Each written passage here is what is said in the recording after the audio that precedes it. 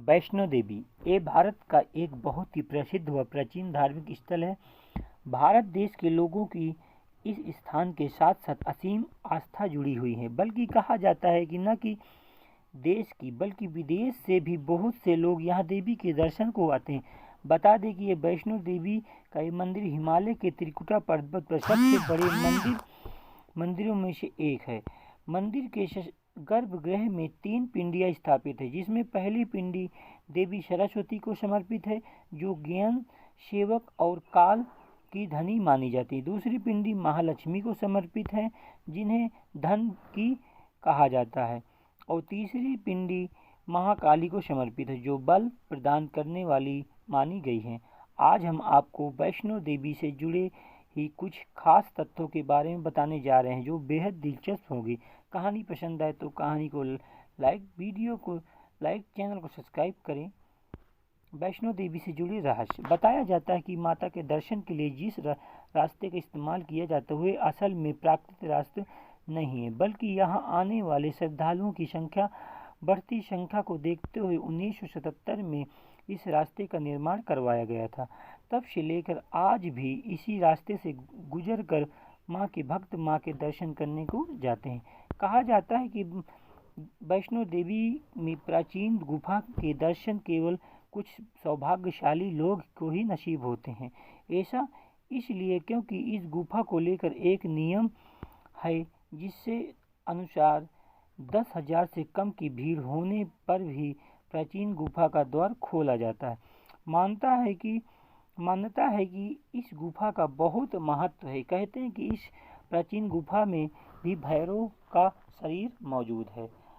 माता वैष्णो देवी के रास्ते में कई पड़ाव आते हैं, जिसमें एक ही अर्धकुमारी, जहाँ एक गुफा है जिसे गर्भजून के नाम से जाना जाता है। इस गुफा को लेकर ये मानता है कि माता वैष्णो देवी 9 महीने तक ठीक वैसे ही रही जैसे एक शिशु अपनी माँ के गर्भ में 9 महीने तक रहता है।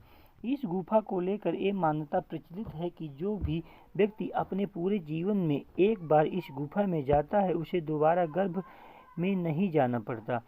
अगर व्यक्ति गर्भ में आता है तो उसे गर्भ में किसी प्रकार को कष्ट नहीं मिलता, उसका जन्म भी बहुत सरलता और सुखपूर्वक हो जाता है।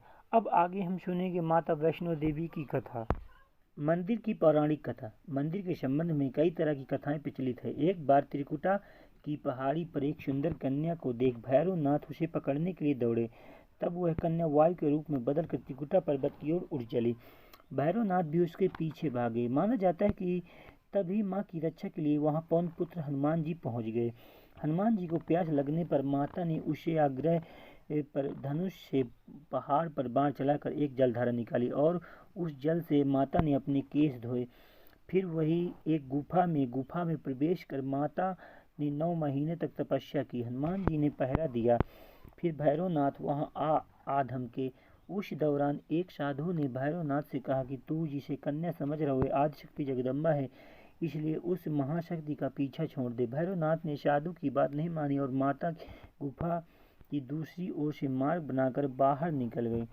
तभी गुफा में भी अर्धकुमारी या आदि कुमारी या गर्भजून के नाम से प्रसिद्ध है। अर्धकुमारी के पहले माता की चरण पादुका भी है।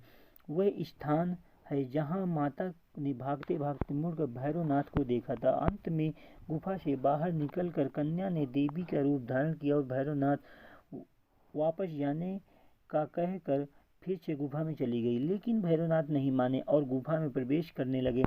तभी यह देख माता ने गुफा कर पहरा दे रहे हनुमान जी ने उसे युद्ध कर लिए ललकारा और दोनों का युद्ध हुआ। युद्ध का कोई अंत नहीं देखकर माता वैष्णवी ने महाकाली का रूप लेकर भैरवनाथ का वध कर दिया। कहा जाता है कि अपने वध के बाद भैरवनाथ को अपनी भूल का पश्चाताप हुआ और उसने माँ से क्षमा दान की भीख मांगी। और माता वैष्णो देवी जानती थी कि उस पर हमला करने के पीछे भैरव की प्रमुख मंशा मोक्ष प्राप्त करने की थी। तब उन्होंने न केवल भैरव को पुनर्जन्म के चक्र से मुक्ति प्रदान की, बल्कि उन्हें वरदान देते हुए कहा कि मेरे दर्शन तब पूरे तब पूरे नहीं माने जाएंगे जब तक कोई भी भक्त तेरे मेरे बाद तुम्हारे दर्शन नहीं करेगा।